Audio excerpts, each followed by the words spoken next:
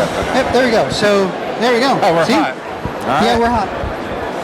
All right. Well, okay, we're hot, yeah. That goes without saying. I mean, Yep. look at this.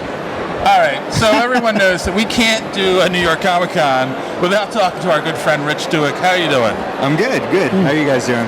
Great. All right. Yeah. It's been a busy con. How about you? Yeah, it's been pretty crazy. A lot of people, just chaos all day long, but that's why we come. It's good. Yeah, how are you feeling about the traffic flow? Like, the last 2 days have been way more than I would have expected. Like, it's back, really. Yeah, no, it really is back. I mean, like, I think it took a dip right after the pandemic, but right now this feels like it did, like, in 2018, 2019, you know?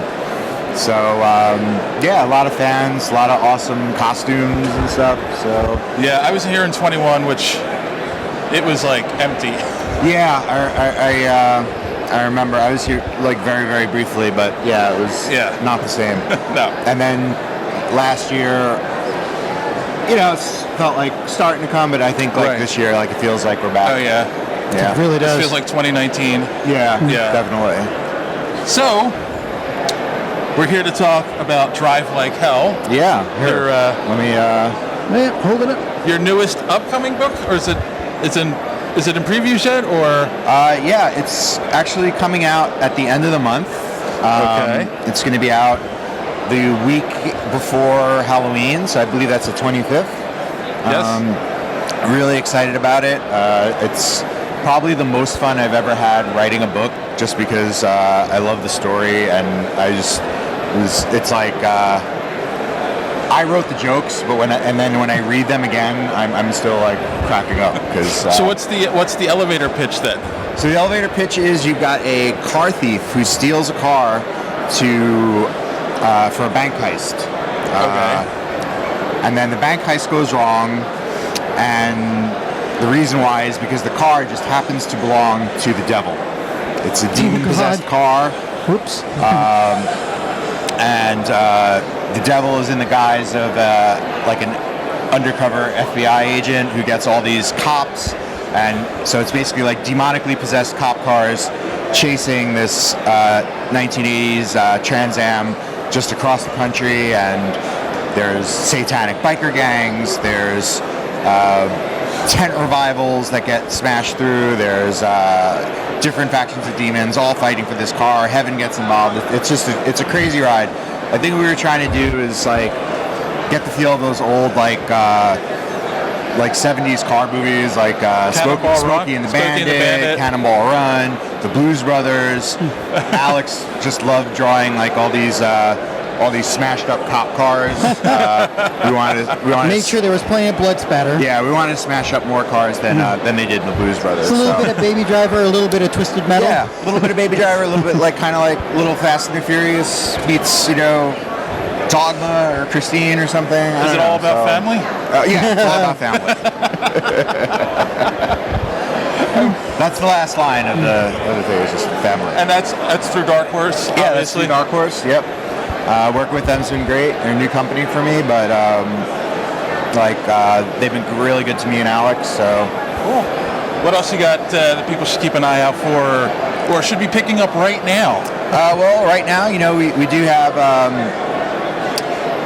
our horror trilogy. We have Road of Bones, Sea of Sorrows, Breath of Shadows. Yes. Breath of Shadows will be out in trade soon also. I think it's coming out early next month. Road of Bones. Yeah, Road of Bones. And Sea of Sorrows. Magic War Fate. That looks interesting to me, being a D&D guy. So Yeah, no, I wrote the final arc of the official Magic the Gathering comic at Boom. Okay. Yeah, that finished up over the summer, but just came out. Really nice hardback. Right. Yeah. So here, hold on. I got it. they got you got the rights for it. The War of Fate. Well, I think Wizards is putting a pause on Magic comics for a little bit, but they finished out. We got to finish out that arc in a way that we're really satisfied with the story. So it's not like we got cut off in the middle or anything. I think they're just like looking to maybe hit pause on it for a while. And Yeah, figure out what they had a wanted bit to of do. a problem with their output schedule the last year or two, and it caused some controversy. Yeah. So Yeah. they're retooling at this point, I've heard. Yeah. But that's great that you got to finish it because Yeah. the No, it was storylines are awesome. pretty cool. Yeah, and it was a lot of fun to write. Like, I love those characters. It was fun to work in like such a big universe of. I was Yeah. able to kind of go back into the history of Magic and pull some characters that I really liked, use them, and that's all I have like on deck right now. But next year I'm going to be doing a book with Vault. Can't really talk too much about it, but I will say that it's pretty awesome, and you guys should all pick it up and read it when it comes out. That's what it's called? Pretty awesome? Pretty awesome. Oh, okay, yeah. cool. No, they told me I couldn't really divulge details yet, but that will come. We'll edit it out. Go Yeah. ahead and tell us. So you've written some of the best independent comics out there. Obviously, it's great writing your own stuff. But is there a dream project? Anyone you've ever wanted to write for that maybe one day you'll get a chance to? Yeah, I would love to write like I've always been a really big fan of kind of like the I guess like the dark and gritty side of like the X-Men universe. So I'd love to work with like in kind of like X-Force, Wolverine, Sabretooth is one of my favorite characters like across all media. So I would love I'd like to do see something. what you could do with Sabretooth. Yeah. I'd love to get a hold of him and do some fun stuff. I don't know. I'm picturing like If you're watching this, X-Office at Marvel, give me a call. I'm picturing Sabretooth in like a survival situation. Yeah, well, I don't. Maybe I'm thinking of like No, Rhoda no. Bones and CSR Yeah, right. too much. I don't know. Sabretooth alone on an island. Yeah. Well, but the thing is like then when he attacks who he's like with, it's not really like a twist. So you're gonna have to but. Yeah, I have like an idea in my head that I would love to do someday, so hopefully it'll happen. All right, if you're from Marvel and you're watching this, call Rich. Yeah.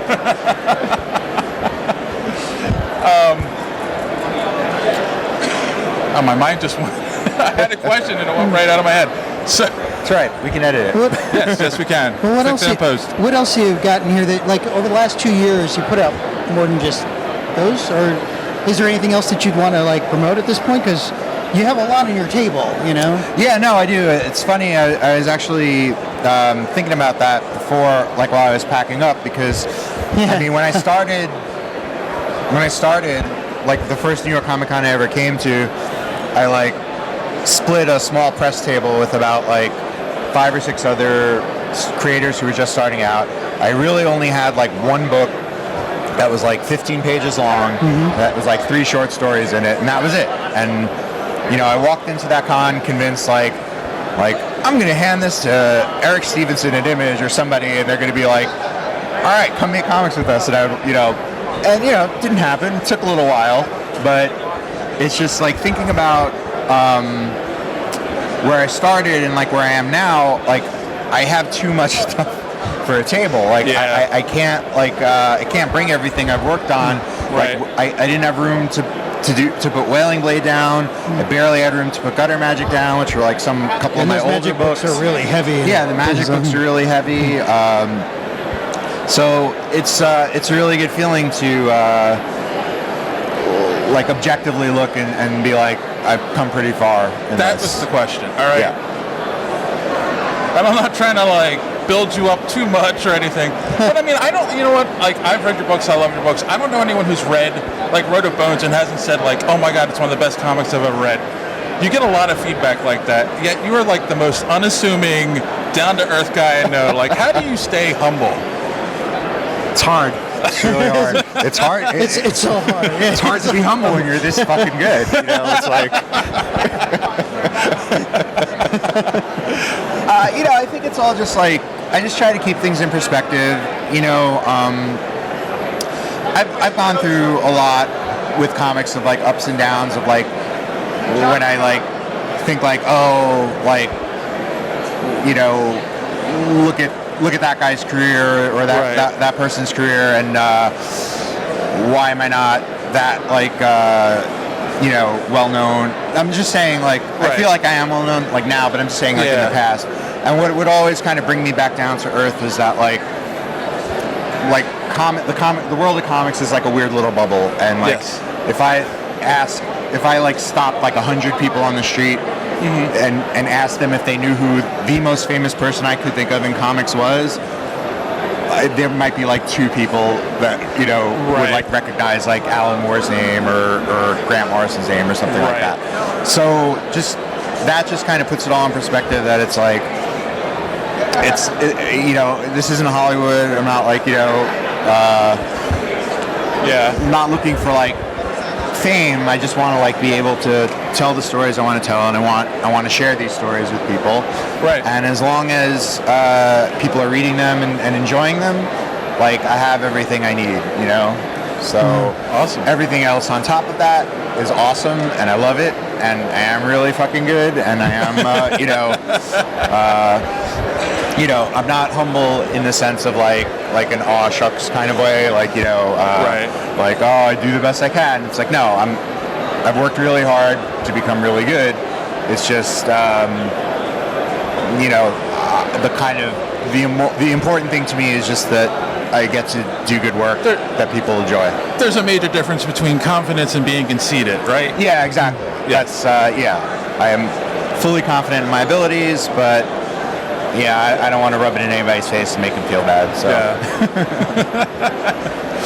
Yeah, I know. JD feels bad every time he reads your stuff. JD's awesome. I love JD, and his books are great too. So yes, but he won't get on a plane from Chicago and come join us. So I know. Well, I do want to make it back to C2E2 at some point. Last time I was there, it was the last con of the year because everything shut down. So, so that was 2019? Yeah, it was 2019, and everyone was, like coronavirus was happening, but it hadn't reached the point where it was like November, there was going to be a lockdown, right? Yeah. So it was just like everyone was like, oh, I'm a little worried, like, and we were joking, like we're calling it, this is the last con of 2019. But no one was really taking it seriously because there had been like they said the same thing was going to happen with bird flu and nothing happened, and swine flu, so we were joking, this is it for 2019, and then it actually turned out to be it for 2019. So and then when they canceled, I remember when they canceled San Diego, and I was like, oh, okay, this is serious. So Okay. What? No, I'm good. I'm just salivating over the magic thing. I have to buy we know what you're about to buy. Pick it up, take a look. All right, well, I'm going to ask the question I always ask, but I think you kind of answered it already, but I'm going to ask anyway. Okay. How do you measure success? I measure success by, I think it's, have you met your goals, and the thing about that is that your goals can be anything you want them to be. Right. So if I say my goal is to write Sabretooth, I'm probably going to be disappointed in measuring my success because I don't have control over that. Right. So I try to set my goals as the things that are dependent on me and what I can achieve. So if I say my goal is to tell a great story, I can do that, Right. And as long as I'm happy with the work I'm doing, then I'm successful and I'm achieving my goals. And like I said, everything else is just sort of icing on the cake. All right, and then last but not least, where can people find you and your work online? You will find me at R Douek on basically every social media platform. If you're still on social media, you can find me at rdouek.com. You'll be able to kind of check out a little bit the books that I've written, and also sign up for my newsletter. I send it out when I can. Usually it's like once every couple of weeks, or maybe like once a month or something. Just depends on how busy I am.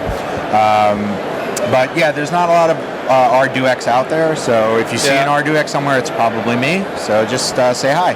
And Drive Like Hell comes out when? Drive Like Hell is coming out on the 25th of October. Yep. So right in time for Halloween. I'm going to be down doing a signing that weekend at Third Eye Comics in Annapolis, Maryland. Hopefully a bunch of people will come out, and yeah, because it's a really fun book, and can't wait for people to check it out. All right, cool. All right, well, thank you very much. Thank you, guys. Thanks, man.